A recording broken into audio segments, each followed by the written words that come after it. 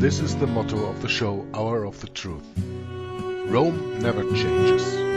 They used to call us heretics and sent the Inquisition to kill us. Today they call us terrorists and send on their crusades. Times and methods may have changed, the goal still stays the same. Extirpate the remnant of the true Word of God, Bible-believing people who uphold the truth in Jesus Christ's name.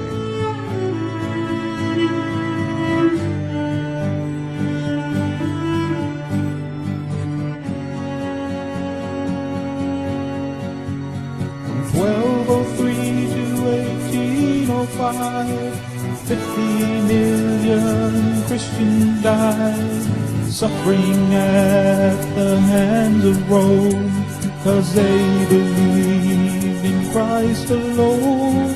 They died through Europe, especially Spain, for they saw all but Christ as vain. He suffered by his death for men, to save them from their awful sin. 600 years of martyred saints that history cannot erase. With iron heel and iron hand, the Roman popes rule the land. Those ignorant of history may be swept into apostasy. We won't be lulled by Rome's sweet lie, with 50 million reasons why. Salvation is by faith alone, in Christ alone, by grace alone. A sovereign God give faith to man. Salvation's in the Maker's hand. This gospel offends Rome today. They offer up another way, a counterfeit, a compromise. Beware the ancient papal lie, with such a cloud of witnesses who by grace died in their Lord. Recall their memory to say, by the same faith we live today. And this is life eternal, that they might know thee, the only true God, and Jesus Christ, whom thou hast sent. Hello and welcome everybody to a new video from Jörg Joggler 66, Hour of the Truth. This is the sixth and last and finishing part of University of Hidden History. This is actually an extra video because the video underlying that I'm working on here, or that Jon Phelps is going to elaborate on, is called the Jesuit Banking System. And whether it was mentioned in one of the broadcasts before, I don't remember, or it was mentioned in one of the comments of the original videos of this University of Hidden History. Because, you know, I just took them from YouTube, added my comment, and then put them in Hour of the Truth. So that is the case that I do not take credit for other men's work, in this case Jon Phelps, but I make sure that I comment on his lectures and just use what he said, because the information is very valid. Now, you have already listened to 5 parts. This is the 6th and final part, for as far as I can say for the moment. Maybe there in the future are lectures of Jon Phelps that I find interesting, that I will put in here too. I don't know yet, but for the moment this is the last one. And right in the beginning of this broadcast, he is very much on a racist rant that I absolutely do not support. And in the view of the Bible, this is absolutely anti-Christian, whatever he does. The point is, I delete what he says in the intro, and we go right into the valuable information. But I will put the link of the original video in the description box of this video, the Jesuit Banking System. And you can look it up and you can listen to it for yourself. And then you can decide that whether I was out of my league to do that, or to say, no, I agree with Jörg, that what is said there by Jon Phelps is not biblical, is not Christianity, is not Christian at all, and has no way, and is in no way to be published in the name of Hour of the Truth, and is in no way to be published in the name of Christianity. But I leave that decision up to you. I cut it out here, but I give you the link that you can listen to the original. But now we are going to listen what Jon Phelps has to say in the rest of this broadcast, and wherever I think it's appropriate or needful, I will intervene with a comment as I did in the parts before. Here we go. Go on, Eric. Well, welcome. This is Brother Jon Phelps, coming to you today with Biblical Truth and History and Prophecy, thanking you for tuning in. And at this time, we began to vindicate the history of our fathers.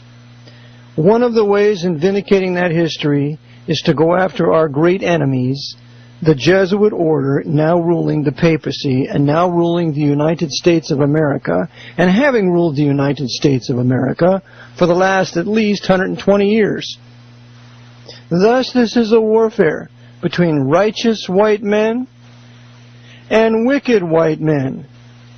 The wicked white men being the Black Pope's international Freemasonic white power structure that oppresses every race, every language, and every culture, but oppresses us the most. Again, here he says it suppresses every race. Remember, there's only one race. The whole quote-unquote human race is a race. Mankind. Yeah? He suppresses all people. I just can't stand this racist rant of Jon Phelps. I have to intervene here. Sorry. Therefore, we shall begin today with what the Jesuit order has done to us financially over the last month, in fact, over the last 10 years. And we are going to see that the Vatican is consolidating all of its financial power in North America into a handful of banks that will be fed by the devils, by the Pope's Federal Reserve Bank, which will act as a de facto nationalization of our banks. And when that happens, what we then will have is fascism. Fascism. Well, we shall begin with a passage of Scripture, and that passage is in 1 Timothy 6:10. For the love of money is the root of all evil, which while some have coveted after, they have erred from the faith and pierced themselves through with many sorrows. That's 1 Timothy 6:10. I can remember years ago when I was in English class with that battle axe of a teacher that I had in high school, Miss Best, who was never married and was very harsh and yet firm in her rules of grammar, for which I'm thankful today. She quoted this particular passage of Scripture, and nobody in the class knew where it came from. I had no idea it was from the Bible. I never read the Bible. I was never taught the Bible at home. I was never taught the Bible in school. This is well after the removal of the Scriptures in 1962. And thus, I was raised in a pagan Roman Catholic culture where we were all ignorant of the Bible, and furthermore, we didn't care. Well, in 1 Timothy 6:10, we learn a maxim here that states that it's the love of money that's the root of all evil. It's not money. Money can be used for good or for evil, just like a gun. A gun can be used for good or for evil, just like a TV. A TV can be used for good or for evil. It's just like a bottle of wine. It can be used for good or evil. It depends on how it's used. And if we use it in moderation, and if we use it with wisdom, as we're exhorted by the Scriptures, it will be for the glory of God. There is nothing wrong with money. And we should labor with our hands that we might acquire money so that we can give to those in need in our family, in our community,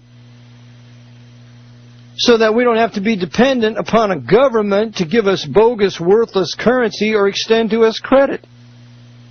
If we had a prosperous middle class, we would have businessmen that were making profits, and I would have a businessman friend, and I could go to him and say, now, my friend, my white brother here, you've been blessed in your business. May I get a loan from you? And he'll say, okay, I can loan that to you, Eric. Here's my interest rate. If you want to do this, we'll sign a note, and it's a done deal. Why should I have to go to a bank to get a loan? If we were permitted, if we were not so hamstrung, there would be many wealthy men. In Lancaster County, where there's many Mennonites and many Amishmen, many farmers, there's 9,000 millionaires. That's the way it ought to be. Every one of us ought to be a millionaire so we can help each other out. And the government would never have to extend any credit to us because we don't need your credit.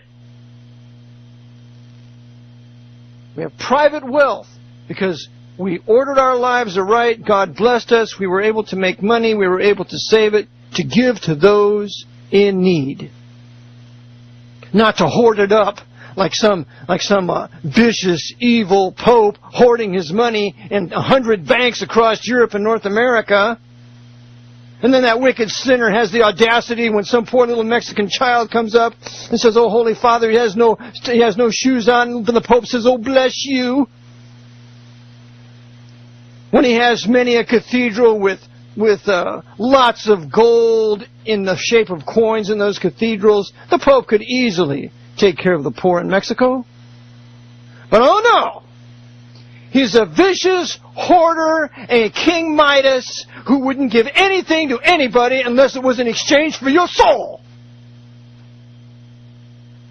And this is what he's done to us, white men, through Wall Street in this last couple of weeks. The Pope is the greatest lover of money on the face of the earth because he is advised by that Jesuit general Adolfo Nicholas, who's another great hoarder of gold and silver and controller of the currencies of the world, so that they can ultimately control everything we think, do, eat. That's their end game.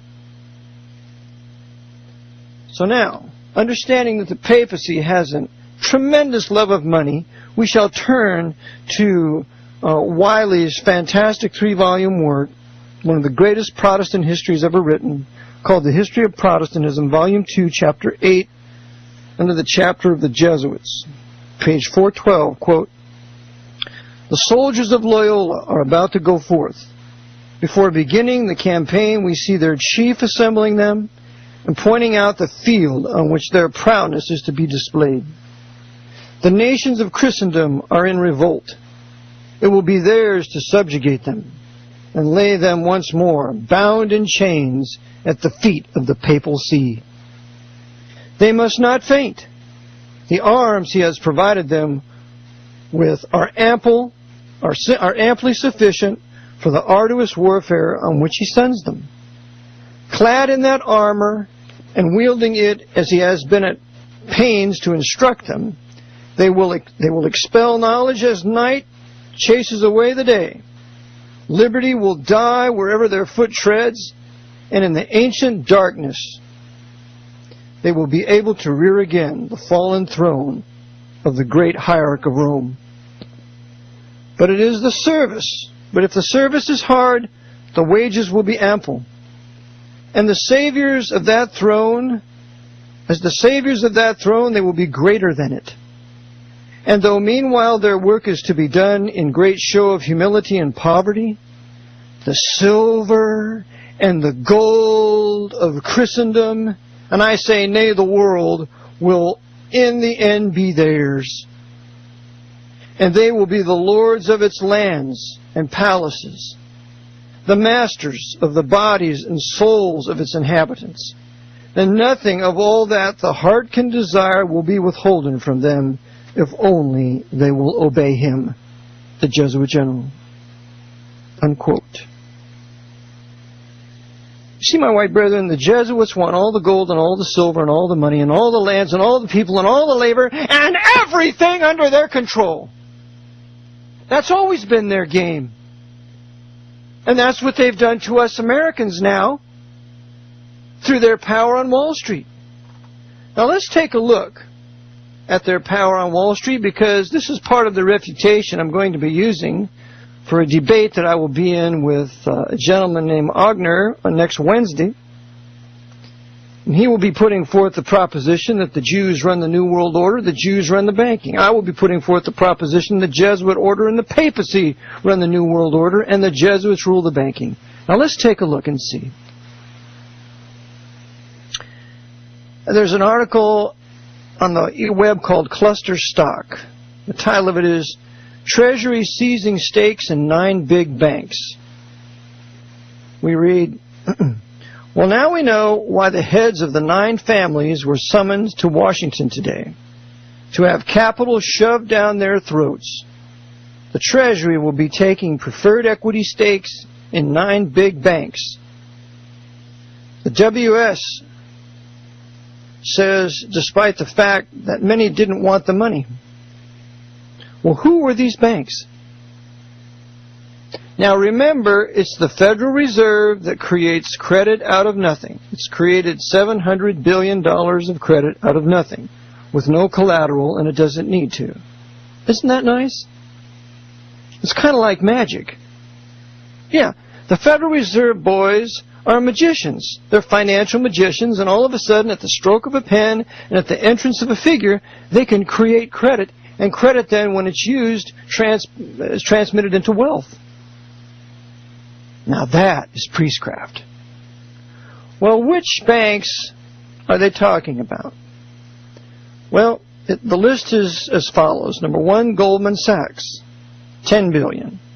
Number 2, Morgan Stanley, $10 billion.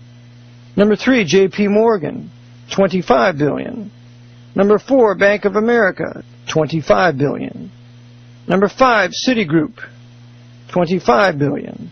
Number 6, Wells Fargo, $20 to $25 billion. Number 7, Bank of New York Mellon, $2 to $3 billion. Number 8, State Street, $2 to $3 billion.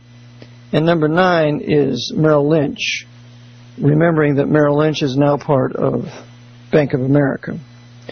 So let's take a look at these 9 banking institutions and see now if they're run by the Jews or if they're run by white Gentiles, and white Gentiles that can be connected to the Jesuit order either through education, knighthood, or their affiliation in Cardinal Egan's Council on Foreign Relations. Let's see if we can make a connection here. Well, to begin with, since the Federal Reserve Bank is the one extending credit to these 9 banks, let's take a look at the origin of the Federal Reserve Bank, or some of its affiliations, or some of the men that have been in it.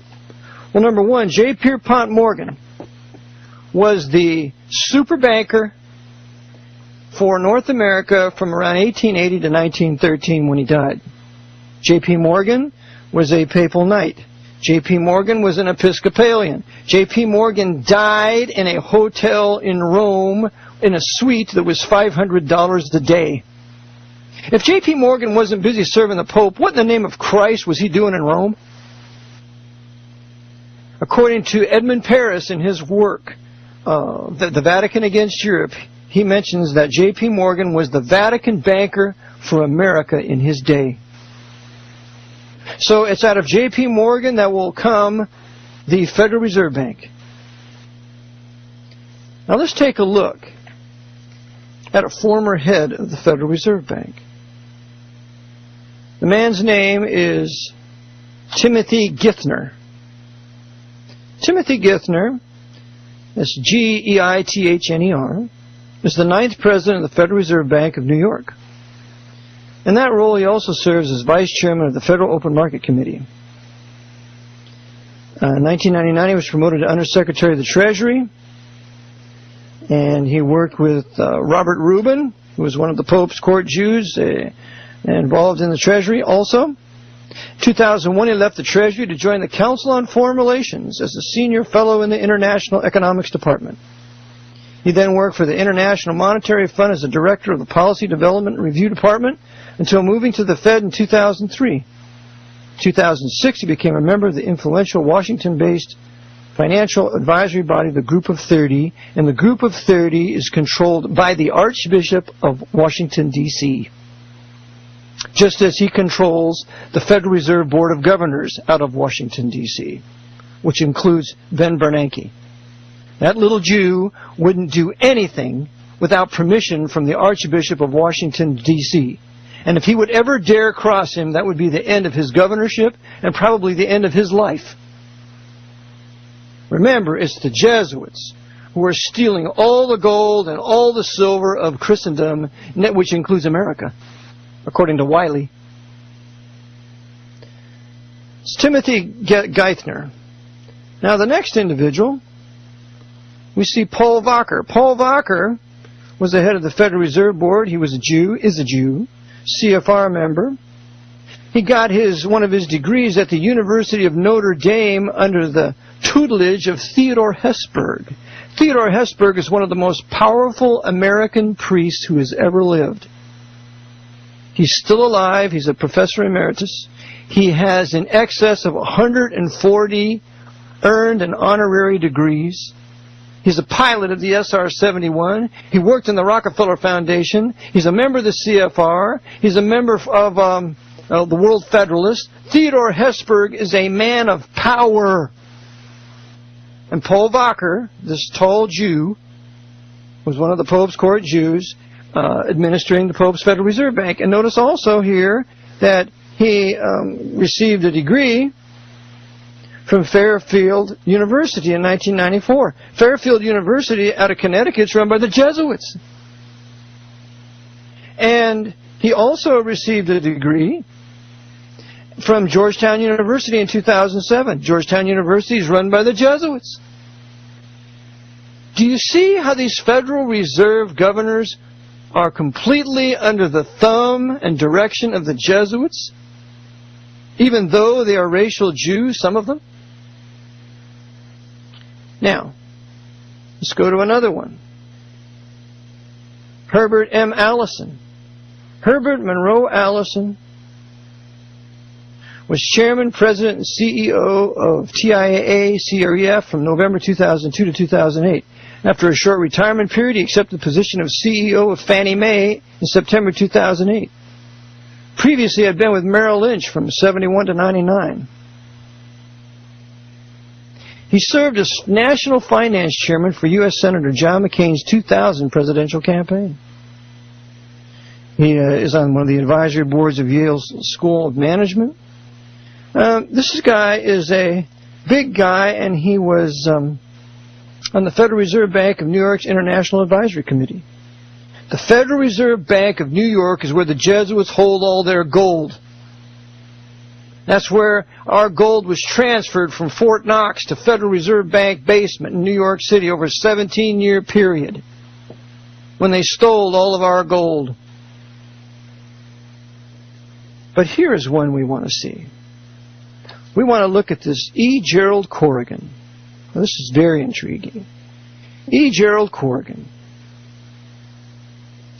American banker who was the 7th president of the Federal Reserve Bank of New York, Vice Chairman of the Federal Open Market Committee. Dr. Corrigan has been a partner and managing director in the office of the chairman of Goldman Sachs since 1996. Now, I want to caution you, simply because an organization has a Jewish name, Goldman and Sachs, doesn't mean it's run by Jews. And let's just take a look at the power of Mr. Corrigan here, having been with Goldman Sachs. Dr. Corrigan began his career at the New York Federal Reserve in 1968, where he remained for 25 years, becoming vice president in 1976 and serving as a special assistant to Federal Reserve Board Chairman Paul Volcker in Washington, D.C. Now, what he was is he was Paul Volcker's advisor. He was Paul Volcker's Martin Bormann. He was Paul Volcker's Edward Mandell House. He was Volcker's advisor. And why? Well, let's take a look and look at his education. Dr. Corrigan earned a bachelor's degree in economics from Fairfield University in 1963. Fairfield is a Jesuit, one of 28 Jesuit universities in this country, and it is situated in Connecticut. He received a master's degree in 1965 and a PhD in 1971, both in economics from Fordham University. So this Mr. Corrigan here is a absolute and total Jesuit temporal coadjutor, trained by Jesuits, this Irish Roman Catholic, the 7th president of the Federal Reserve Bank of New York, and while Walker was the head of it, the 6th president, he was advising him. The Federal Reserve Bank is run by the Jesuits, and the Federal Reserve Bank is modeled after the Papacy. I quote to you from a book titled Secrets of the Temple, How the Federal Reserve Runs the Country by William Greider, Greider. Simon Schuster. We look on page 55. Richard Syron, S-Y-R-O-N, a vice president of the Boston Fed, who served for a time as special assistant to Walker, and here's another Irish Catholic, suggested that the institutional temperament and structure of the Federal Reserve System most resembled the Catholic Church.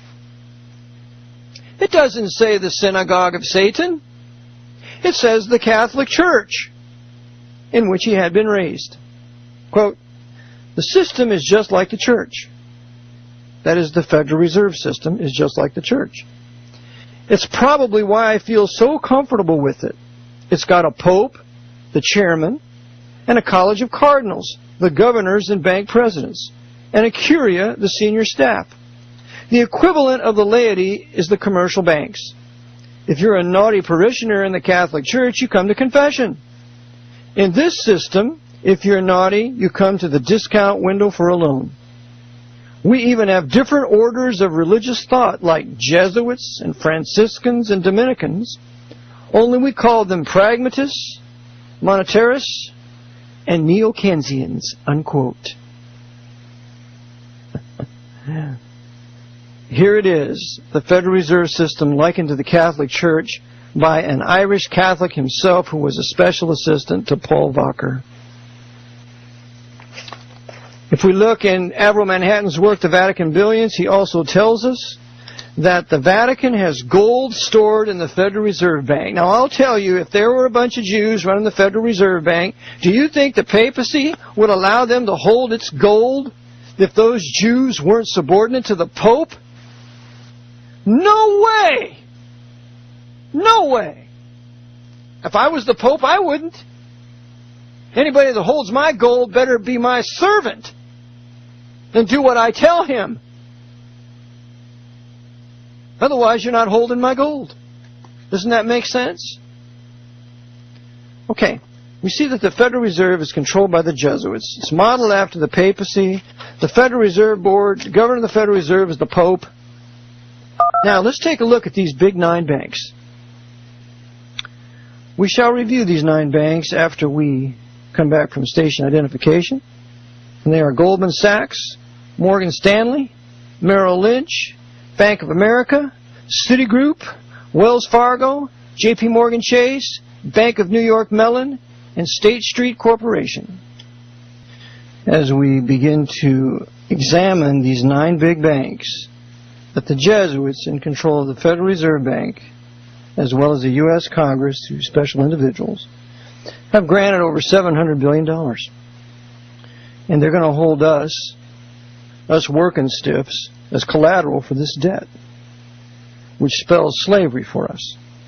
So we need to understand these men who have done this to us, and we need to resist them wherever we might be, whether we're a lawyer, a judge, a doctor, economist, a journalist. We need to set our sights on exposing the power of this Jesuit order in our country, that we might not be destroyed. Because if this persists, we will be destroyed. They love money, they love gold and silver, they've hoarded it all, and now they're moving in for the kill. But you know, the Lord always raises up a standard when the enemy comes in like a flood. And you know, my white brethren, that's you. That's you. You have the honor to be in the place of the standard that the Lord raises up, against these evil, wicked, sinful, spiritual bastards who hate the Bible, who hate the Reformation, who hate the middle class, and who hate progress. If you don't believe the Jesuits hate progress, you just read Pope Pius IX's Syllabus of Errors, where he condemns completely and totally modern progress. How can you have modern progress if you have a banking system that's wrecked? All right, the first bank we're looking at is Goldman Sachs. Now, the chairman and CEO of Goldman Sachs at this moment is Lloyd Blankfein, obviously a racial Jew. Gary Cohen, president and chief operating officer, who is a racial Jew. And John Winkelried, which appears to be, by that last name, a racial Jew. He's president and chief operating officer. So we have token Jews manning Goldman Sachs. But we have some very powerful papal knights that have been with Goldman Sachs. And I will read to you this man's name. His name is Jeffrey T. Biasi. Jeffrey T. Biasi. He's a Knight of Malta, a Roman Catholic. Mr. Biasi is a trustee of the Carnegie Corporation of New York, the chairman and senior partner of Roundtable Investment Partners, a general partner in the Roan Group, special limited partner of the Tremont Group, member of the board of directors of Freddie Mac. Wow. So here's the Knight of Malta on the board of directors of Freddie Mac. Do you think this Knight of Malta had anything to do with the crash of Freddie Mac? Do you think they crash certain of their institutions for their own benefit? Of course they do. An overseer of the Wharton School. By the way, the Wharton School of Economics is the most prominent economic school there in New York City, and Donald Trump, that Knight of Malta, attended that after he attended Jesuit Fordham. A trustee of the Orders Boston College. So he's a trustee of the Jesuit Orders Boston College. A director of CFR-controlled Brookings Institute. He is a trustee of Knight of Malta Joe P. Kennedy Enterprises. He's a member of the Trilateral Commission.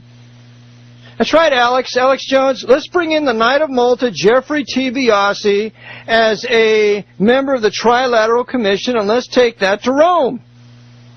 Let's blame the Pope now, as we ought to. Trustee of the Papal Foundation. Mr. Biasi has been vice chairman of J.P. Morgan Chase, serving as CEO of J.P. Morgan, evidencing the bond between both Morgan and Rockefeller empires. And by the way, I'll get into this, the J.P. Morgan Chase came out of Chemical Bank. And Chemical Bank was strictly run by the Knights of Malta. J. Peter Grace, who ran his W.R. Grace & Company out of New York City, banked with Chemical Bank. I studied him. He had 11 Knights of Malta on his board with him. J.P. Morgan Chase is a continuation of the Knights of Malta, Chemical Bank. He is a founding member of the Beacon Group, later acquired by Chase. He's a senior member of Goldman Sachs, serving as a partner in charge of global finance. So here's this Knight of Malta, Jeffrey T. Biasi, B-O-I-S-I. Google him. And this guy is a man of power at Goldman Sachs. So even though the name is Jewish, the Knights of Malta run it. Receiving the Cancer Research Institute's of Oliver R. Grace Award and honored by John Paul II as a steward of St. Peter. So Biasi is nothing more than one of the great merchants, one of the kings of the earth, the great merchants of the earth serving Rome, that great city. And he is a partner in charge of global finance at Goldman Sachs. Goldman Sachs is to be given $10 billion in this gift from the Federal Reserve Bank through the American Congress. By the way, that Barack Obama and John McCain both voted for, so what's the difference? You white men that go to vote in these federal elections, and if you vote for Obama or you vote for McCain, you're giving a mandate for those sinners to tell you what to do, and they both serve the Pope! When are we going to wake up and advocate secession? That no matter which horse is running, the House owns them both and the House wins on them both. It's worse than a casino. It's Goldman Sachs. On September 21st, 2008, the Federal Reserve approved the transition from an investment bank to a bank holding company, as it did Morgan Stanley, ending investment banking on Wall Street. There is no more investment banking on Wall Street. They're all holding companies now. They're safer, quote unquote, for the Pope. Well, Goldman Sachs is the first one, controlled by Rome through the Knights of Malta. The second one, Morgan Stanley. We just mentioned Morgan Stanley. Again, on September 21st, the Federal Reserve allowed Morgan Stanley to change status from an investment bank to a bank holding company. And those were the last two banks, Morgan Stanley and Goldman Sachs, as investment banks. There are no more investment banks in the country. On October 14th, which was what, a day or so ago, yesterday? Yeah. Mitsubishi of Japan bought 21% of Morgan Stanley. The Jesuits in control of Morgan Stanley having been born out of J.P. Morgan's bank, bonesmen are in it, they are now beginning to divest into communist China. Isn't that nice? We Americans that made Morgan Stanley all this money, we made it the bank that it became. Now it's giving our wealth to our enemies that have every intention of invading us in the future. The huge Chinese army that's being built is being built by American firms like Morgan Stanley. How do you like that, my white brother? As the Vatican is going to cut our throats using Chinese murderers when they arrive on our shores. Just remember, when they get here, you paid for it. Just remember, when they get here, you kept filing your 1040s when you didn't know it because you were not in the public sector. If you're like me, you were working with your hands, bloodying up your hands every day, trying to hatch out a living, doing a job for somebody, and they paid you after you were finished. You weren't working for the federal government. The Internal Revenue Code doesn't apply to you. Go to losthorizons.com. Get Cracking the Code by Hendrickson. Learn his work. And you're paying for your destruction, my white brethren, if you keep paying and you allow this to happen on Wall Street, that Mitsubishi, these Japanese, who hate Americans, who still blame us for Hiroshima and Nagasaki when they were ground bursts,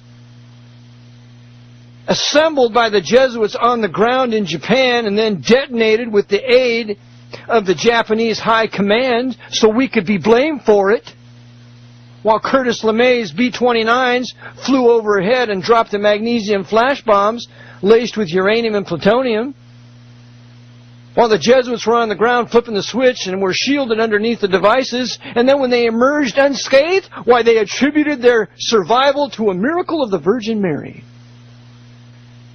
And the Japanese people can't wait to invade us and get even for Hiroshima and Nagasaki because they offered terms of surrender that were fair, and the Jesuits in control of the U.S. government said no way, because they had to create their airborne nuclear war hopes. Well, Mitsubishi is getting our wealth. And the capital, and in 2007 there was a capital infusion from China of $5 billion, so that by 2010 China would own 10% of Morgan Stanley shares. So the Japanese will control 21%, the Chinese will control 10%. I would say that they have controlling interests nearly in Morgan Stanley. And who were the traders at Morgan Stanley who did this? Well, one of them is John T. Mack. John T. Mack, this Irishman, this white Gentile, actually he's a Greek Orthodox. He's chairman and CEO. So Morgan Stanley is run by a white Gentile, not a Jew. and a white Gentile that is beholden and subservient to the Pope of Rome. John T. Mack was protected. He was shielded from questioning. When the SEC investigators interviewed Mack on August 1st, 2006, so he's protected. Mack is untouchable. He won't be tried for treason. He's untouchable. He's an insider trader. And that insider trading, that evil dishonesty was carried over in selling off our assets to China and Japan. Are you getting mad yet? Are you white men getting angry yet at what's being done to you and your families and your wives and your children? Look at your little boys. Look at your little girls. And ask yourself, do they have a future here? And if the answer is no, we have to do something about it.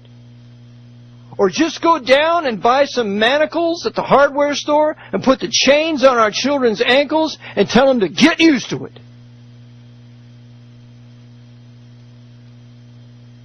It's time, men of God who know the Lord, to be angry, to have righteous anger over what's been done to us by these savages on Wall Street. Number 4, Bank of America. Bank of America. Well, Bank of America was started by the Jesuits out of San Francisco by a papal knight named Gianni. But let's take a look in the Vatican Billions by Avro Manhattan and see what he has to say about the Bank of America. Well, he writes on page 184, quote, "Even more telling is the fact that 50 years ago they, the Jesuits, furnished A.P. Gianni, Giannini, an Italian promoter, with half of the starting capital for the Bank of America. Today, the Jesuits still own 51% of the stock," unquote. Now, this was in San Francisco. I was raised near San Francisco, and this was on North Beach. Well, North Beach is where they have all the strippers. And when I was unsaved and in high school, my buddies and I used to go over to North Beach and try to sneak in and watch the strippers. Well, it's all run by the Vatican. That's where the Bank of America originated, on North Beach. And Chiniquy says in his book, 50 Years in the Church of Rome, that the Jesuits were in control of San Francisco since no later than 1850. And since Wells Fargo, which we will be examining a little later, that originates in San Francisco, the Jesuits run Wells Fargo too. And with the merger of Wells Fargo and Wachovia, now it's another super bank, and we're going to see that then the Bank of America and Wells Fargo are going to be working together. Oh, what a deadly web we weave when we practice to deceive. What a banking system we are creating from which no one will be able to escape. And our IRS will have so much wonderful absolute power in auditing people because they will all have to go. They will have to go into these huge systems, and they don't have to go through all these multitudinous banks that people have their money in. It'll only be a few banks. Are you getting angry yet? Are you being bothered yet, my white brethren in Christ? We'll go on. Avro Manhattan. He says here on page 191. Well, I'll go to 190. The tiara, however, far from reaching the poor of the world, somehow ended up as a private possession of the ablest ecclesiastical financial wizard of America, Cardinal Spellman. Cardinal Spellman was trained by Jesuits. Cardinal Spellman had a special room over here at Jesuit of Isaac Jacques, here in Warnersville, Pennsylvania, room number 3. He was the abject tool of the Jesuit order, and that's what made him a financial wizard. It's because the Jesuits are the financial wizards.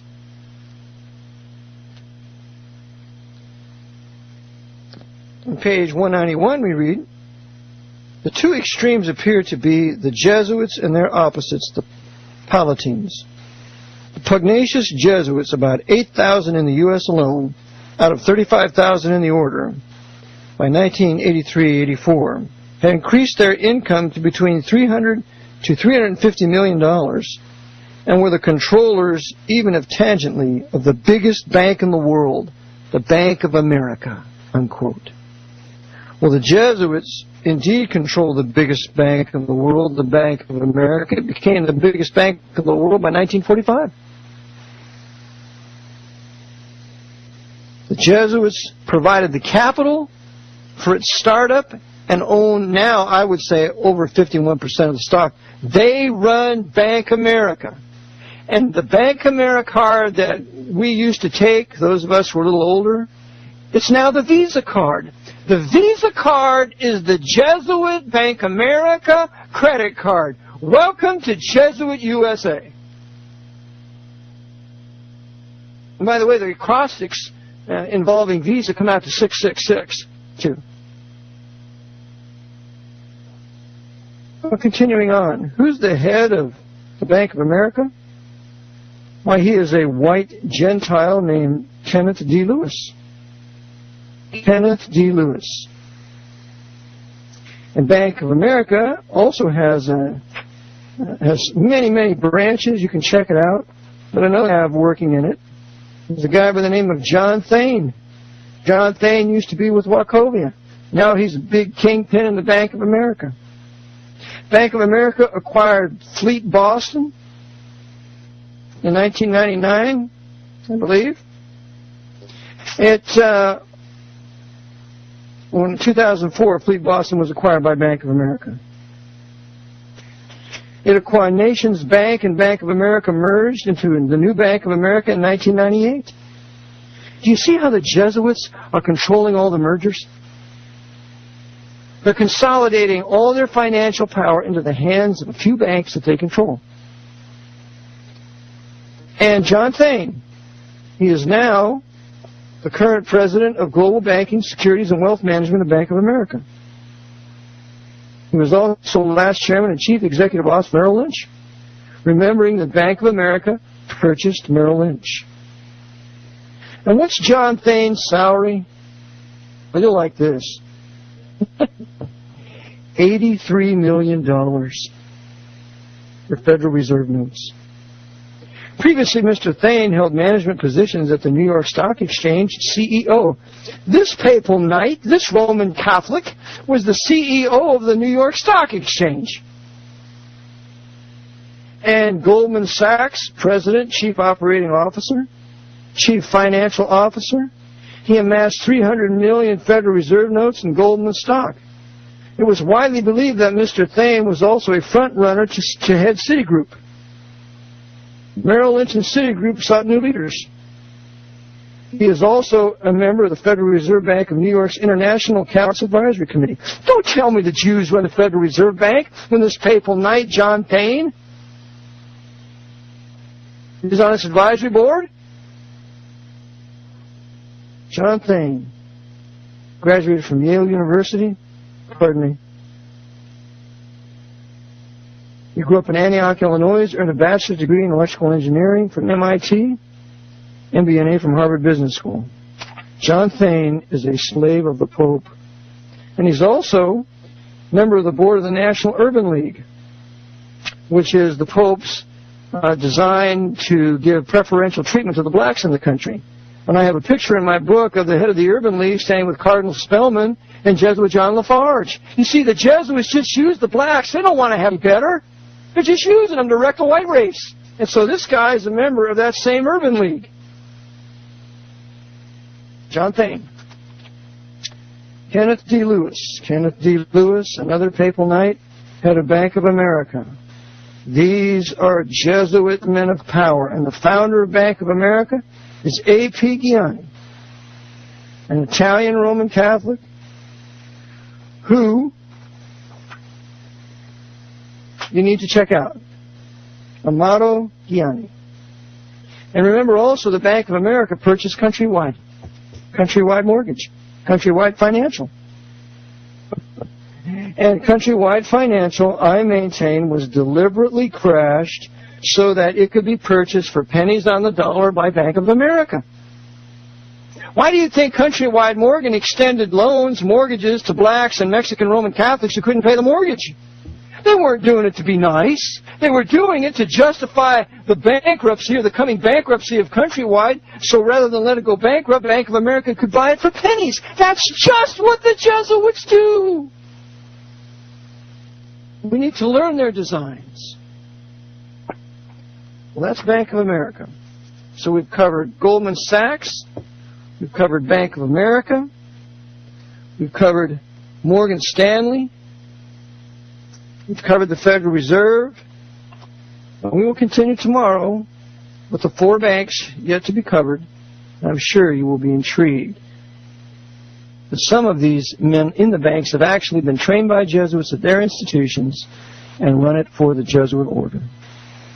This is Brother Eric Jon Phelps, Biblical Truth and History and Prophecy. I trust this is helpful for you in your discerning of what's going on Wall Street, and that you may wisely do with your money what the Lord would have you to do. And one of the first things is get it out of the hands of the Jesuits. I have a book, Vatican Assassins, Wounded in the House of My Friends. It's in a CD and it's in book form. I have a PowerPoint CD that I gave at the ConCon in just last June. I added over 100 slides. I think it's very important. It's for 20 Federal Reserve notes. I have the Engineer Corps of Hell for 10. I have my Jesuit Watch newsletter. Well, my second one will be going out here shortly, within a week or so. And if you want to subscribe to the Jesuit Watch, you can call me at 610-589-5300. 610-589-5300. Subscribe to the Watch for this year. You'll get 3 issues, plus the PowerPoint, plus the Engineer Corps of Hell, for a very low 40 Federal Reserve notes. And I'm probably going to raise the price of the newsletter next year, because shipping's a lot. So, please contact me. Purchase these things for your edification. And I also do some counseling.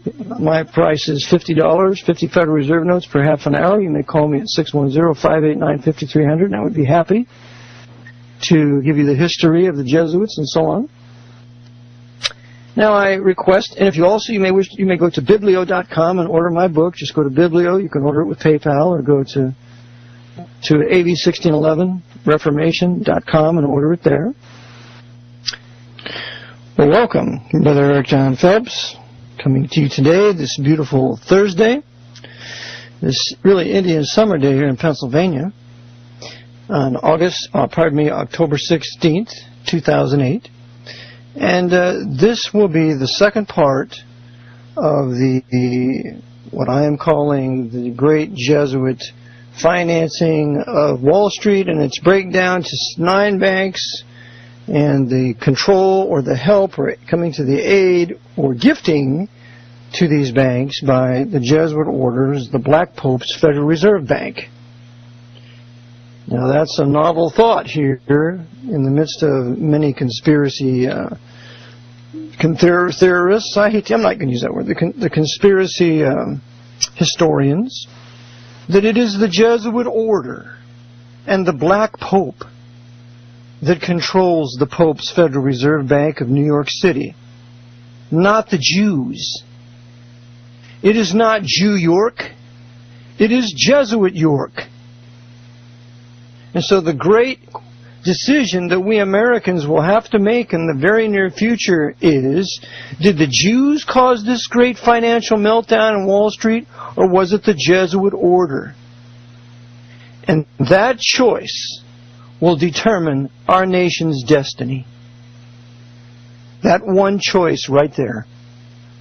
So it is my purpose to show you the Scripture of truth, how we indeed lived during the times of the Gentiles, and that Jerusalem is trodden down by the Gentiles and will continue to be trodden down by the Gentiles until the times of the Gentiles be fulfilled. And the times of the Gentiles will be fulfilled at the second upcoming of the Lord Jesus Christ and His grand and glorious revelation, when every eye shall see Him, and not a day before.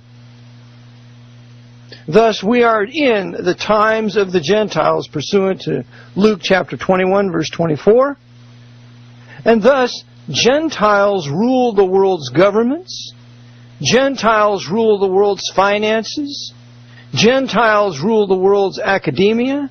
Gentiles rule the world's religion. That even includes Judaism. Gentiles rule it all, and specifically white Gentiles, as evidenced by the cultures that it builds for good, and evidenced by the horrible, terrible conspiracies that it carries out for evil. That's why I call this the Pope's international white power structure centered in Rome. And thus the devil has chosen the white race for his greatest accomplishments, even as the Lord has chosen the white race for His greatest accomplishments. White supremacy is a historical fact that we must accept if we are going to understand the present day. There is no such thing as universal equality among the races and nations. It doesn't exist in humanity. It doesn't exist among equestrians. It doesn't exist among nature. It's non-existent. There's no such thing as universal equality anywhere, anytime, any place. And we should not be striving for it. Don't you like to see a redwood tree in contrast to a blade of grass? What if there was no grass? What if there was no bushes? What if all dogs were the same? What if every dog was a poodle? God forbid. Never forget my sister's poodle, Caesar. Couldn't stand him. Don't we enjoy German Shepherds and Rottweilers and wire-haired terriers and every other kind of dog? Don't we enjoy Arabian horses and quarter horses and Appaloosas and a host of other different kinds of horses? Why don't we just all race mix the horses and have one big horse? Why don't we race mix all the dogs and have one dog only? Why don't we race mix all the peoples and have just one kind of person? Because it's antichrist. It's evil and it's wicked. And furthermore, in exposing the wicked white power structure that the devil uses to rule his present world empire, we are now going to continue our investigation into the banking system of New York City. Again, reiterating the article of yesterday on cluster stock of October 14th around 9:10 a.m., we were informed that the Federal Reserve Bank, in extending its, $700 billion line of credit to the Congress, the Congress is going to be bailing out Goldman Sachs to the tune of $10 billion, Morgan Stanley to the tune of $10 billion, J.P. Morgan to the tune of $25 billion, Bank of America to the tune of $25 billion, Citigroup to the tune of $25 billion, Wells Fargo and Company to the tune of $25 billion, Bank of New York Mellon to the tune of $2 to $3 billion, and State Street to the tune of $2 and $3 billion. Well, we covered yesterday, we covered Goldman Sachs and we covered Morgan Stanley. And today we're going to cover a little bit more on the Federal Reserve Bank to show that it is controlled by the Pope's papes. And we are also going to show that all these banks, these 9 banks, including Merrill Lynch, which is not listed here, purchased by Bank of America, every one of them except one is run by white Gentiles. Every one of them. There is only one at present that's run by a Jew, but he's subject to the Pope. We will also see that the only house allowed to fail, Lehman Brothers, was run by a Jew. A white Gentile was not running Lehman Brothers at the time it dropped and fell. And that Jew, Richard Fuld, is a member of the Council on Foreign Relations, and he is also a member on the directory or board of directors of the Federal Reserve Bank. So this Jew, Richard Fuld, is a traitor to his own Jewish people. He agrees to get rid of Lehman Brothers, obviously, because if he was really a rebel and refused to go along with it, he'd be screaming to high heaven. come on my program, Mr. Fold, and tell me the story. You're welcome to come on anytime you wish. Let's go after the Jesuits together. It's time you stuck up for your own Jewish people in New York City because they're being set up for annihilation. They're being set up to be blamed for this entire Wall Street fiasco. Why don't you come on my program and tell us the truth, if you dare? Okay, we covered those two banks yesterday. Now I want to go back into the Federal Reserve again, because I think there are many of you who believe that the Jews run the Federal Reserve, and we've heard this for years, and Phelps got to be out of his mind to think that the Federal Reserve is run by the Pope. Well, let's go back. Yesterday I read to you The Secrets of the Temple, how the Federal Reserve is patterned exactly after the Catholic Church. Please listen to the previous broadcast. Now we will go a little bit more into Avro, Manhattan. Well, we're going to go now to a site on Wikipedia, and they have some things that are truthful here, so I'll just take the high points. You can't lie about certain obvious truths. And so we shall begin here at the Federal Reserve Bank of New York. Now, there are 12 Federal Reserve Banks. That's why it's a Federal Reserve Banking System. The Board of Governors meets in Washington, D.C.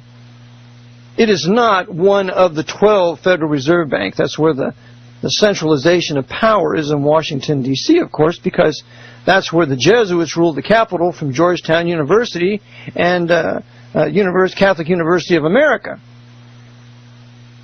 That's where the Papal Nuncio resides, in Washington, D.C. Georgetown University is just 4 miles away from the capital. Georgetown rules the capital. Georgetown rules the Federal Reserve Bank, the Board of Governors. And Fordham University, in conjunction with two other universities, Jesuit universities, run the New York Federal Reserve Bank of New York. And the Federal Reserve Bank of New York, the one of the 12, it's the greatest of the 12, because it's there that the Jesuits have their gold hoard. Remembering, as we covered yesterday in 1 Timothy 6:10, the love for the root of all evil. For the love of money is the root of all evil. It's not money, it's the love of it. When you love money, you'll do anything for it.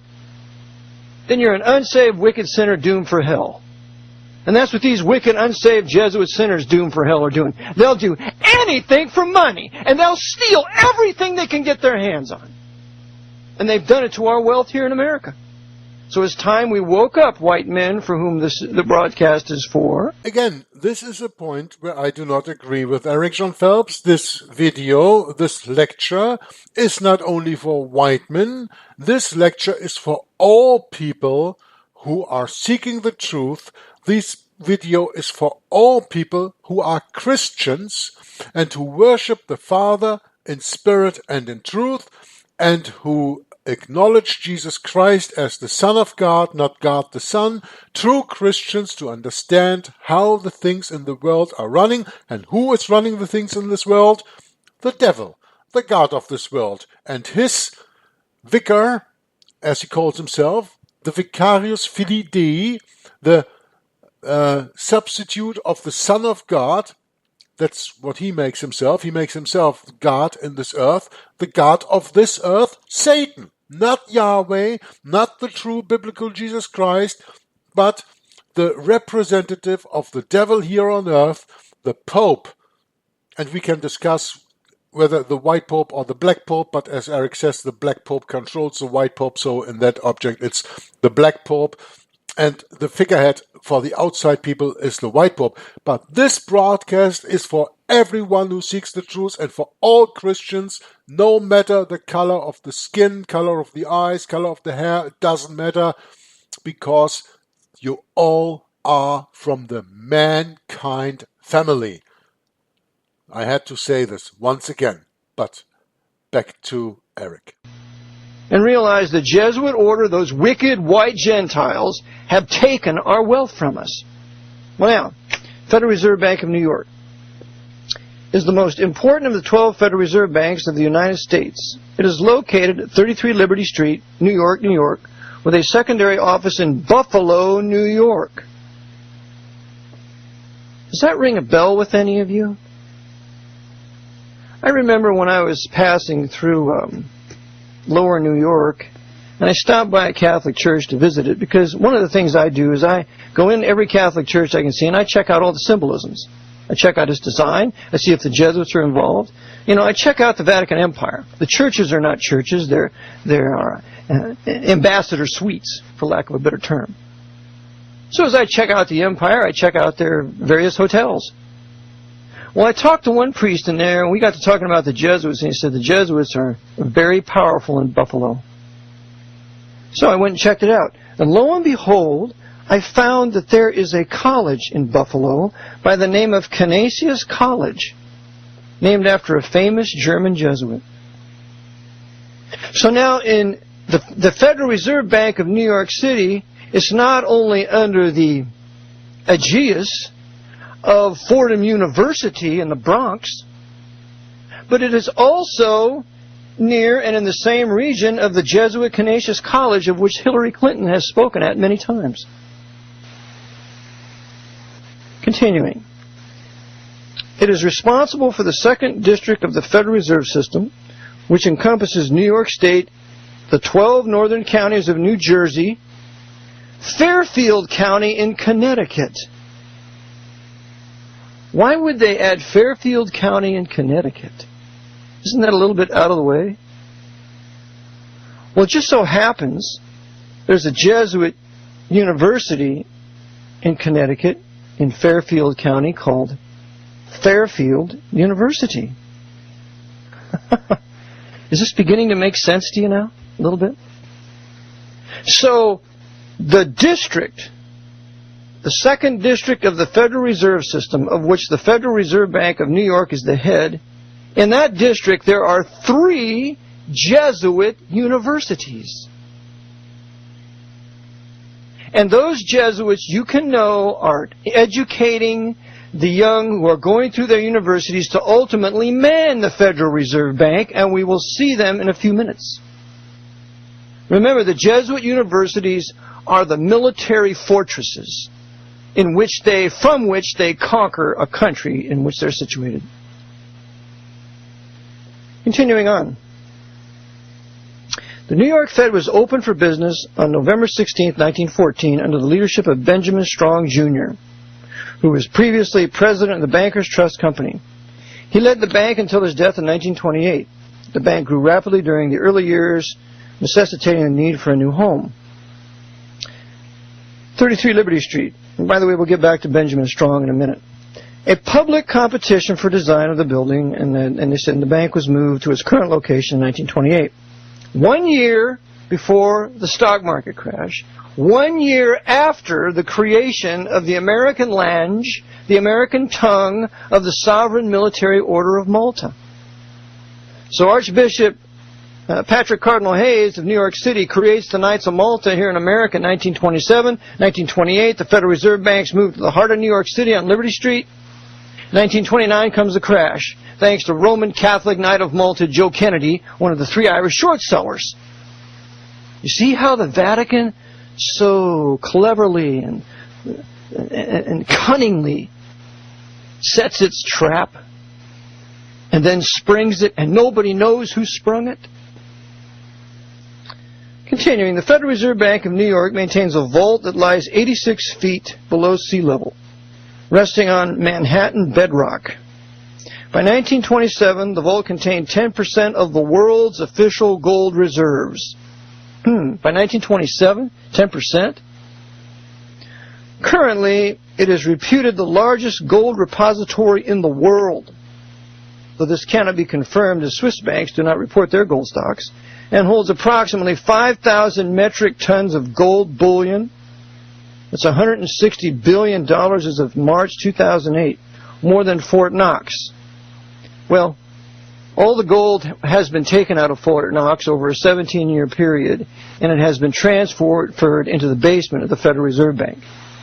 And officially, the Federal Reserve Bank of New York City has in excess of 600,000 gold bars. I have a picture of them in my book, Vatican Assassins. I also have a picture of the Federal Reserve Bank of New York in Vatican Assassins. Pictures tell 1,000 words. The gold hoard of North America is in the Federal Reserve Bank of New York City, and it, for the most part, is our gold! FDR gave title to the nation's gold in 1933 with a declaration of bankruptcy.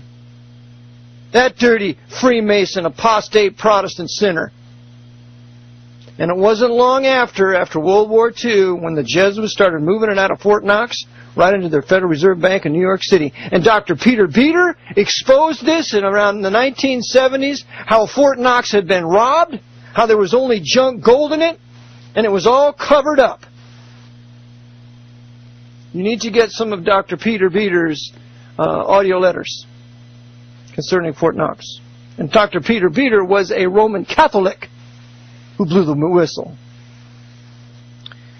Okay, so we have this gold hoard in the Federal Reserve Bank of New York City. Now, in Avro Manhattan's great work, The Vatican Billions, written in 1983, we read on page 206.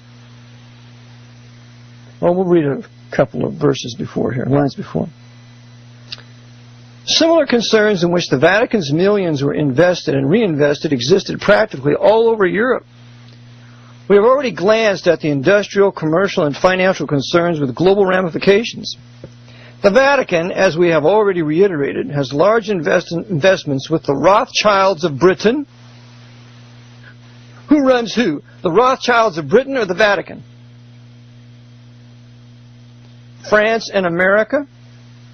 With the Hambros Bank, that is White Gentile, Knight of Malta. With Credit Suisse, that is White Gentile in London and Zurich. In the United States, it has large investments with the Morgan Bank. Remember, Ben Strong was with the J.P. Morgan when they set up the Federal Reserve Act, when they drew it up at Jekyll Island. Benjamin Strong was J.P. Morgan's agent to Jekyll Island. And according to Edmond Paris, J.P. Morgan was the Vatican's banker for North America. So no wonder the Vatican has investments with Morgan Bank, the Chase Manhattan Bank, they now being J.P. Morgan Chase in conjunction with Chemical Bank, the First National Bank of New York, the Bankers Trust Company, and others. The Vatican, as we have already seen, has billions of shares in the most powerful international corporations, such as Gulf Oil, Shell. Guess who controls the oil industry, folks? It's the Pope. He also controls Saudi Arabia. He controls OPEC. He controls Venezuela. He shut down our oil reserves in North America. You listen to Lindsey Williams. He will tell you that the men of power in this country deliberately shut down our oil reserves. Why? Because those men of power are kissing the slippered toe of the Pope. Continuing. Shell, General Motors, Bethlehem Steel, General Electric. General Electric provides most of the top electrical and magnetic technology for the building of anti-gravity craft in this country. All housed underground in the deep underground military bases. Without General Electric, there are no flying saucers. International Business Machines, that's IBM. Oh, now we have Thomas J. Watson, IBM and the Holocaust by Edwin Black. The Vatican controlling IBM. TWA, Trans World Airlines. That's why we understand the conflict between Howard Hughes and TWA. And ultimately Howard Hughes being taken over by the Vatican with their most faithful tool and Knight of Malta, who's still alive, Robert A. Mayhew. That's right, we name names on this broadcast because we're all about ready to... Continuing, at a conservative estimate, these amounts to more than $500 million in the U.S. alone. Continuing, the Vatican's treasure of solid gold has been estimated by the United Nations World Magazine to amount to several billion dollars. A large bulk of this is stored in gold ingots with the U.S. Federal Reserve Bank, while banks in England and Switzerland hold the rest. My. Now, do you think the Pope would store his millions billions in gold in banks that he didn't control?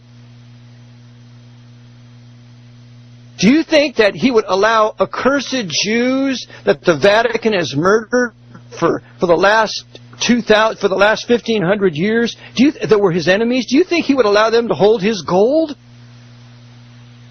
Why, it's absurd. It's the Federal Reserve Bank, and the Jews involved with it are just his court Jews, just his Hofjuden. Now, let's take a look at the past presidents of the Federal Reserve Bank of New York City, where all the gold is. The first one was Benjamin Strong, Jr. He's a white Gentile. He was J.P. Morgan's man at Jekyll Island in the drawing up of the Federal Reserve Act. Then we have George L. Harrison. You might say, what about Warburg? Warburg, the token Jew, was at Jekyll Island too. That's right. But he was not a man of power. Just like in the Mafia. Meyer Lansky was the mere treasurer for Lucky Luciano. Lucky Luciano tells us in his book, in the last will and testament of Lucky Luciano, Lansky didn't have a vote because he wasn't Sicilian. The devil always uses brilliant Jews to support his white Gentiles in any endeavor. But these Jews don't rule. Why? Because it's the times of Gentiles. They are the tail of all nations, Deuteronomy 28. And this works out perfectly in an objective analysis of history.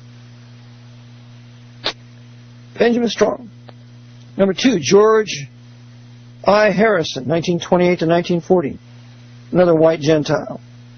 Alan Sproul, 1941 to 1956. Another white Gentile. Alfred Hayes, 1956 to 1975. Another white Gentile. Paul Wacker, 1975 to 1979. Oh, he's a Jew? Oh, sure he is. But he's a member of the Pope's CFR. And I believe he has an honorary degree from Jesuit Georgetown University. Paul Wacker kisses the feet of the Jesuits at Georgetown University, and thus it's the Jesuits of Georgetown University through Paul Wacker that are advising Barack Obama. Because Barack Obama said one of his advisors is Paul Wacker. The Jesuits are secretly backing Barack Obama, and they are openly backing John McCain, which you shall comment on at another broadcast tomorrow specifically. Anthony M. Solomon, 1980 to 1985. Here's another Jew, but he's a member of the CFR.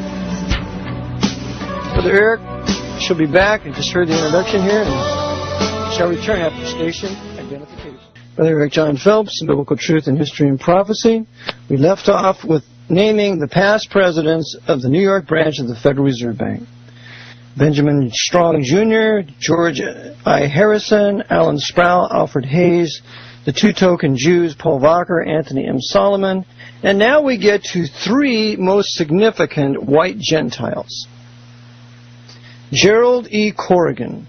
I touched on the fact yesterday that Gerald E. Corrigan was Jesuit trained.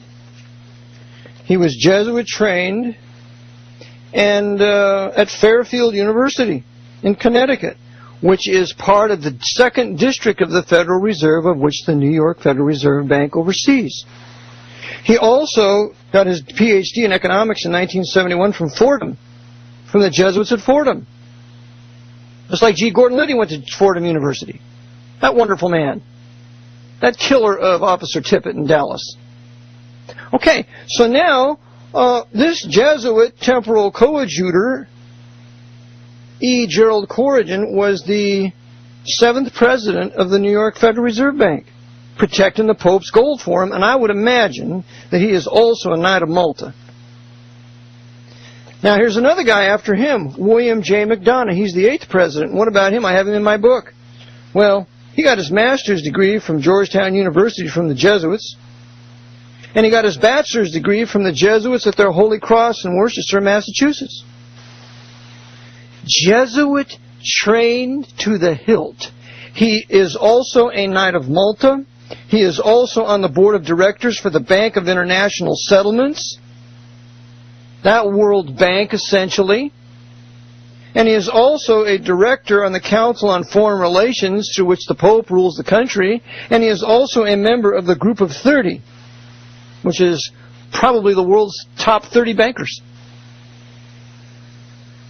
William J. McDonough, this Irish Roman Catholic Knight of Malta, Jesuit-trained, Jesuit coadjutor, was the 8th head of the New York Federal Reserve Bank, guarding the Pope's gold.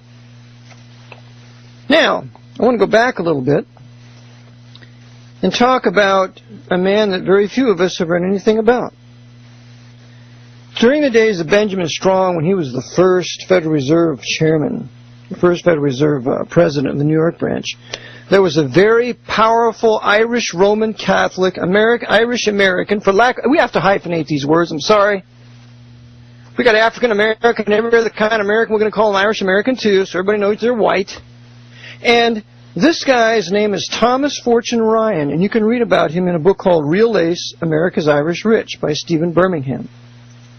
And in this tremendous book, on page 152, we read of Thomas Fortune Ryan. Ryan had ordered Baruch to get Duke, and at one point became so alarmed at the possibility that he would actually succeed that he rushed into Baruch's office saying, "I want to annoy them, not ruin them." But I knew he was pleased, Baruch commented. The result of the tobacco war, with stocks in the various companies being driven up and down by the two opponents and their hired manipulators, was that both Duke and Ryan ended up making huge profits, and both men were pleased. Ryan's operations went on to extend into coke, coal, oil, lead, and typewriters, namely Royal typewriters. I had one of those once. His activities spread from New York City to Ohio, Virginia, West Virginia, and Illinois, and into the Belgian Congo, where he was asked to reorganize the diamond mines by none other than King Leopold of Belgium himself. And remembering that King Leopold II of Belgium organized the mutual annihilation of 10 million Belgian Congolese blacks. Hey, you black folks, you might be listening. That shows you how much the papacy loves you. They love to kill you. And King Leopold II is a classic example of this. And there's a book you need to read called King Leopold's Ghost. It tells of this mass murder of over 10 million blacks in the Belgian Congo. It goes on here on page 152. Ryan had ordered Baruch to get Duke, and at one point became so alarmed at the possibility that he would actually succeed that he... Okay, I already read that, pardon me. Page 153. Thomas Fortune Ryan, at the age of 54, was worth $50 million. A few years later, he was worth $100 million. When he died, by the way, in 1928, he had $200 million, silver dollars, gold dollars, before they were ever confiscated, that he willed to his family. Thomas Fortune Ryan was one of the 10 wealthiest men in this country, and we never hear about him. Thomas Fortune Ryan was the master of Bernard Baruch. And it was Bernard Baruch that advised Woodrow Wilson to sign the Federal Reserve Act on December 23, 1913, at the behest of his massa, Thomas Fortune Ryan. Again, Bernard Baruch encouraged, advised Woodrow Wilson, the traitor, to sign into law 2 days before Christmas the Federal Reserve Act at the behest and order of Thomas Fortune Ryan. That Jew, Bernard Baruch, that Hofjuden for the Pope, was doing exactly what his Irish Catholic master told him to do.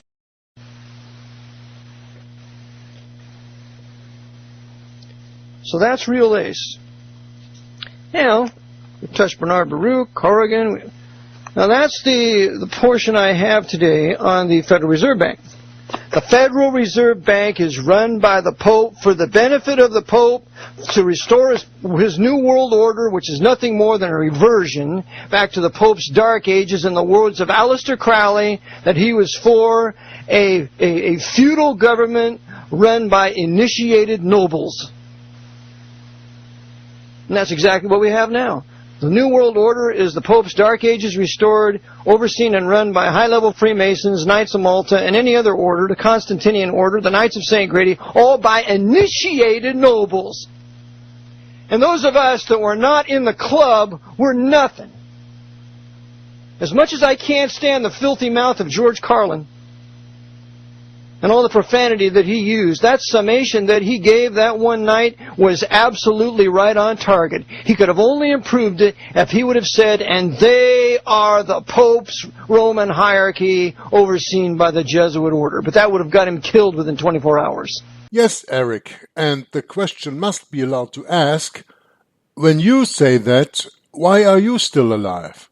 And how come you still sell your book? I mean, I have nothing against you, but I have questions about this. Are you protected? When you say the words that George Carlin was not about to say, why are you still alive? When you say that he would have been killed within 24 hours after saying that. Just a legitimate question. So the Federal Reserve Bank is run by Rome. Now, the Federal Reserve Bank is, and going back to our banking list here, the Federal Reserve Bank is going to give $25 billion with this bailout to the Bank of America. Well, the one who runs the Bank of America, or is the head, is another white Gentile by the name of Kenneth Lewis. Kenneth Lewis. The Bank of America was started by the Jesuits, and as I touched on yesterday, 51% of the stock back in 1983 was owned by the Jesuit order. And the buyout of Countrywide Financial was orchestrated through two Roman Catholics, because the head of Countrywide at the time was Angelo Mazzilio. And Angelo R. Mazzilio is a Roman Catholic, Italian-American. That's what they call themselves, Italian-Americans. They can't be called Americans now, you know. You got to be, if you're Roman Catholic, you got to hyphenate your race. I can't call myself a Swedish American or an English American or a Welsh American. You have to call yourself an Irish American, right? That means you're Catholic. I watched the Philadelphia parade on Columbus Day, and you got all those Italian Catholics, Italian Americans waving their Italian flag. If you love Italy so much, go back to Italy. If you love Puerto Rico so much, go back to Puerto Rico. If you love Mexico so much, go back to Mexico. Don't wave that stinking flag in my face. Has nothing to do with me. Has nothing to do with America. And it's an abomination, and it ought to be illegal. Continuing on now, we have collusion between that Jesuit-trained Chris Dodd and as a friend of Angelo when he got a sweetheart deal, and McCain's even been talking about that. But you see, McCain and Chris Dodd are good brother Jesuit coadjutors. So Angelo Mazzilio and Kenneth D. Lewis worked together, I believe, in collusion to bring about that sweetheart deal when they bought up Countrywide mortgages. So now the Jesuits own and control all those mortgages through their Bank of America. Don't you like it now? Isn't that just wonderful that they control all this real estate? Well, on top of that, they also purchased Merrill Lynch. Merrill Lynch was known as the Catholic house on Wall Street up until 1970. Isn't it interesting that the Bank of America would bail out Merrill Lynch, but they wouldn't bail out Lehman Brothers? Because you see, Lehman Brothers was run by a Jew, even though he was serving the Pope, but there were many Jewish holdings within Lehman Brothers. And so there are many financially broken Jews now as a result of the crash of Lehman Brothers. And that's just what the Jesuits wanted. Lehman Brothers was the Jewish house. Merrill Lynch was the Catholic house. They saved the Catholic house and allowed the Jewish house to go down. What is this? It's the Council of Trent on Wall Street. Continuing. They also, John A. Thain now is, they purchased not only Merrill Lynch, they purchased Nations Bank in 1998, Fleet Boston in 2004, MBNA in 2005, LaSalle Bank in 2007. The Jesuits, through their Bank of America, have been buying up everything. And the two big houses allowed to fail, Lehman Brothers, run by a Jew, Richard Fuld, and the other one, a bank, Washington Mutual, run by another Jew, Allen H. Fishman. And so now the Jesuits, they can begin to blame certain Jews for this whole collapse. Isn't that nice? Do you see how they work, my white brothers? Only a brilliant, devious white mind can work like this. That's why it takes righteous white men to resist these wicked, sinful white men. Will you join me? You trust the Lord? Okay, now, that's Bank of America. That's the fourth big bank. The fifth one is Citigroup. Citigroup was built by a Jew, Sanford I. Wheel. But I believe it was taken over by the Knights in 2002. Today it's headed by a German, British citizen. He has a dual citizenship in Germany and England. And it's Sir Winfried Franz Wilken Bischoff. Sir Bischoff. Isn't that nice? He's a foreigner running Citigroup. They're going to get $25 billion of our money. How nice. But the grab we really need to look at is this Charles O. Prince III. Charles O. Prince III. Let's take a look. Charles O. Prince III he succeeded Sandy Wheel as CEO of the firm in 2003 and as the chairman of the board 2006. Who is this Charles Prince? I wonder if he's any relation to Eric Prince of Blackwater. Maybe somebody could find that out for me. It says down here in history, Charles O. Prince III was born in California in 1950. He went to UCLA, University of Southern California, for his master's degree in Juris Doctor. He continued his education, going on to receive a Master's of Law degree from Georgetown University. There he is. Jesuit Georgetown. So here we have another Jesuit coadjutor, intimately involved in having headed Citigroup, now headed by this German foreigner, and they're going to get $25 billion. Another white Gentile. That's our next white Gentile. Wells Fargo. Wells Fargo is headed by a white Gentile named John Stump, and the chairman, his name is Dick Kavanovich, another white Gentile. So we got two white Gentiles, probably Roman Catholic, heading Wells Fargo, because Wells Fargo is out of San Francisco, and the Jesuits have ruled San Francisco since 1950, or 1850, pardon me, according to Father Charles Chiniquy in his great book, 50 Years in the Church of Rome. And I quoted in my book, Vatican Assassins. Well, here we have two white Gentiles, John Stump and Dick Kavanovich, running Wells Fargo. And what does Wells Fargo do? Well, Wells Fargo purchases Wachovia. And now they're huge. That means every Wachovia bank in Pennsylvania is all run by Wells Fargo. And now Wells Fargo has a sweetheart deal with Bank of America to work together in financial transactions. And by the way, Wells Fargo is getting $25 billion too. Just give all your money to the Pope. If you don't want to resist the Pope, then fall down and serve him and give everything you own to him, because if you don't, they're going to take it anyway. That's right, my white brothers. Next one, J.P. Morgan Chase. This was the most interesting discovery. I asked myself, whatever happened to Chemical Bank? Chemical Bank was the bank that J. Grace used to use for his W.R. Grace and Company. When I researched him 20 years ago, J. Peter Grace was the head of the American branch of the Knights of Malta. He was overseeing the Kennedy assassination for Cardinal Spellman, which includes Lee Iacocca and Cartha DeLoach and Henry Luce and Alexander Haig and a host of others. Interesting that I can find these things, but the Justice Department can't find it.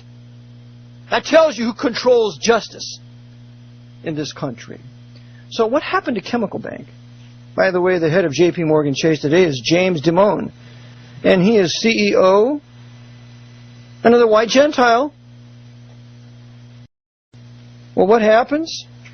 Chemical Bank. Well, by the way, J.P. Morgan has in the past been headed by a Jesuit. And that Jesuit's name is Chris Lowney, a one-time managing director of American financial giant J.P. Morgan. A former Jesuit himself and graduate of the Jesuit Fordham University of New York, Lowney explained how each of the virtues can be applied to today's management. Pardon me, this type is so small I can hardly read it. But here we have Chris Lowney. He was a Jesuit, and he headed J.P. Morgan Bank. You see how the Jesuits run J.P. Morgan? And just find him on the web. It's under Catholic Education, Light of Truth. And look under Chris Lowney, Lowney. Another stinking Jesuit running the big banks. Well, what happened with Chemical Bank? Chemical Bank was run by the Knights of Malta, and in 1986 it acquired Texas Commerce Bank. At the end of 1991 it acquired Manufacturers Hanover Corporation. 1996 Chemical acquired Chase Manhattan Corporation, and continued under the Chase name until acquiring J.P. Morgan & Company in December 2000 to form J.P. Morgan Chase & Company. Throughout all these acquisitions, Chemical's original management team remained in charge of both the bank and its private investment group, J.P. Morgan Partners, until acquiring Bank One in 2004. J.P. Morgan is run by the Knights of Malta, and there is a telex from the J.P. Morgan office in New York City to the Vatican, according to Martin Lee in his great article, Who Are the Knights of Malta? So J.P. Morgan is getting $25 billion. That's number 7. Got 2 more to go. Bank of New York Mellon. Who's the head of this? Why, it's Robert P. Kelly, another white Gentile. White Gentile Robert P. Kelly, CEO. Now, what about this Robert Kelly? Who is this? He's the CEO. Well, just check out the New York Mellon Corporation. It's a global financial services company formed on July 1st, 2007, as a result of the merger of the Bank of New York and the Mellon Financial Corporation. Mellon was big in Pennsylvania, especially in the Pittsburgh area. So this is recently formed. It's only a little over a year old. And they're getting $2 to $3 billion from the bailout. Well, let's take a look at Robert P. Kelly, this white Gentile. Maybe we can learn something about him, who heads this bank right now.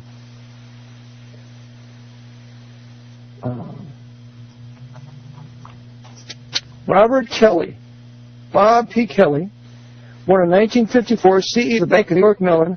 Robert Kelly grew up in Nova Scotia and went to St. Mary's University in Halifax. Does that ring a bell with some of you? St. Mary's University in Halifax is a Jesuit university.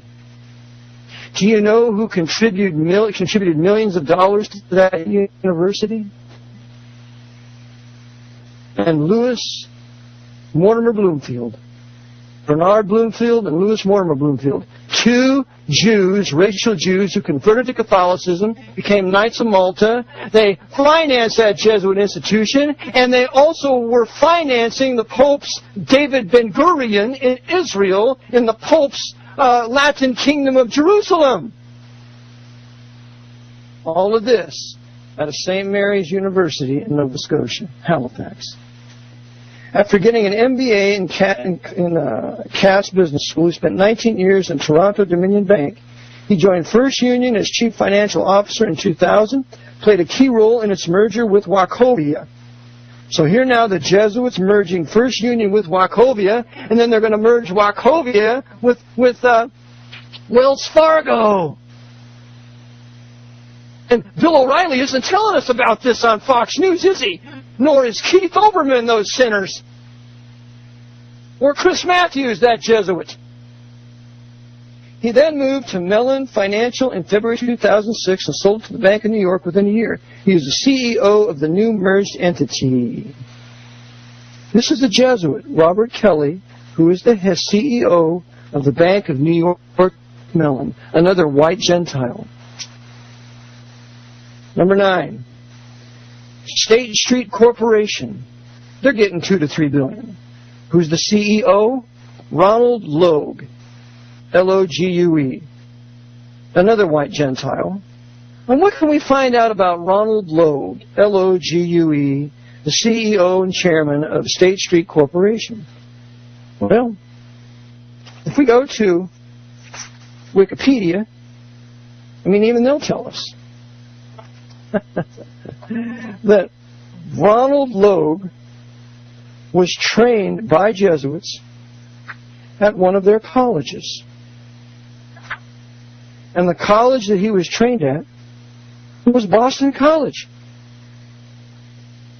Ronald Logue is another Jesuit temporal coadjutor trained by the Jesuits at Boston College, and he is also on the board of directors of the Federal Reserve Bank of Boston.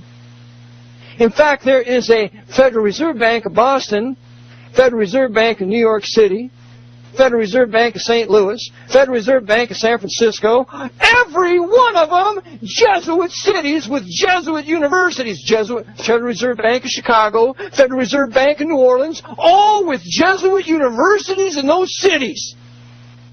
Every one of them. And they're getting $2 to $3 billion. So, these 9 banks that are getting money as a result of this bailout, every one of them has been run by white Gentiles except one, and he is a Pope's Jew, a member of the CFR.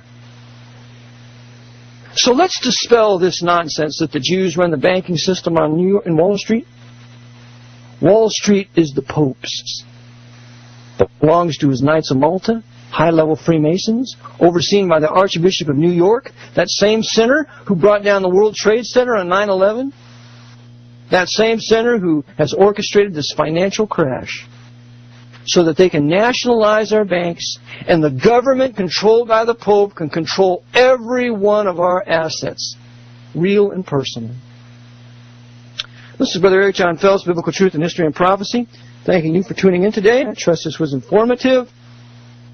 I have a book, Vatican Assassins, Wounded in the House of My Friends. It's in book form or CD. You may order that if you go to biblio.com and use PayPal. I have a PowerPoint that is very good and I think important for your library. That's 20 Federal Reserve notes. I have the Engineer Corps of Hell for 10. I have the Jesuit Watch for $40 a year, and if you purchase the Jesuit Watch for this year, I will add these works. I don't know how long we'll be able to do this. I trust you get copies of these broadcasts. Keep them in your libraries. Check the information and facts that I give you. And know this. The Lord is on His throne, and all is well. Continue to serve Him and do His will, according to the AV 1611. We shall meet tomorrow. Lord bless.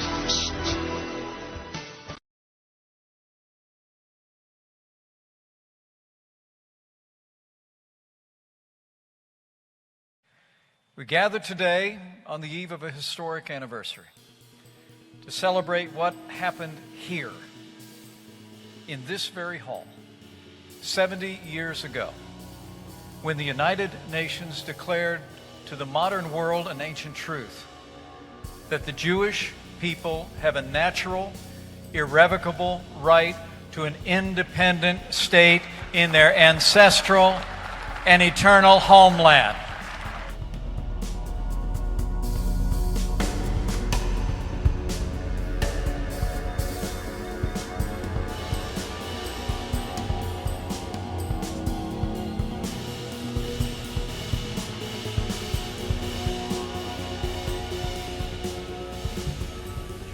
Mr. Speaker, in these uncertain days, it's important that we cling to the permanent things and the ancient truths. Among them is the principle that fear is useless. What is needed is trust. As we prepare in the next hour to vote on H.R. 2975, the Patriot Act of 2001, I rise as a proud member of the House Judiciary Committee to say this legislation is about trust. It is not about fear. It is about trusting the law enforcement authorities of this country with the powers, some temporary, some permanent, to stop those who would wage war on our citizens before they level the attacks. We do not bring this legislation to this floor in fear. We bring this legislation to the floor in trust. We trust in God. We trust in the governing authorities that our God has placed for such a time as this. I urge all of my colleagues to join me in strongly supporting the Patriot Act of 2001, and I yield back the balance of my time. Forsaking God, give us a king. And it came to pass, when Samuel was old, that he made his sons judges over Israel. Now the name of his firstborn was Joel, and the name of his second Abiah, and they were judges in Beersheba. And the sons walked not in his ways, but turned aside after lucre, and took bribes, and perverted judgment. Then all the elders of Israel gathered themselves together, and came to Samuel unto Ramah, and said unto him, Behold, thou art old, and thy sons walk not in thy ways. Now make us a king to judge us like all the nations. But the thing displeased Samuel when they said, Give us a king to judge us. And Samuel prayed unto the Lord. And the Lord said unto Samuel, Hearken unto the voice of the people in all that they say unto thee. For they have not rejected thee, but they have rejected me, that I should not reign over them. According to all the works which they have done since the day that I brought them out of Egypt, even unto this day, wherewith they have forsaken me, and served other gods, so do they also unto thee. Now therefore hearken unto their voice, howbeit yet protest solemnly unto them, and show them the manner of the king that shall reign over them. And Samuel told all the words of the Lord unto the people that asked of him a king. And he said, This will be the manner of the king that shall reign over you. He will take your sons, and appoint them for himself, for his chariots, and to be his horsemen, and some shall run before his chariots. And he will appoint him captains over thousands, and captains over 50s, and will set them to ear his ground, and to reap his harvest, and to make his instruments of war, and instruments of his chariots. He will take your daughters to be confectionaries, and to be cooks, and to be bakers. And he will take your fields and your vineyards, and your olive yards, even the best of them, and give them to his servants. And he will take the tenth of your seed and of your vineyard, and give to his officers and to his servants. And he will take your men servants and your maid servants, and your godliest young men and your asses, and put them to his work. He will take the tenth of your sheep, and ye shall be his servants. And he shall cry out in that day because of your king which he shall have chosen you, and the Lord will not hear you in that day. Nevertheless the people refused to obey the voice of Samuel, and they said, Nay, but we will have a king over us, that we may also be like all the nations, and that our king may judge us, and go out before us, and fight our battles. And Samuel heard all the words of the people, and he rehearsed them in the ears of the Lord. And the Lord said to Samuel, Hearken unto their voice, and make them a king. And Samuel said unto the men of Israel, Go ye every man unto his city.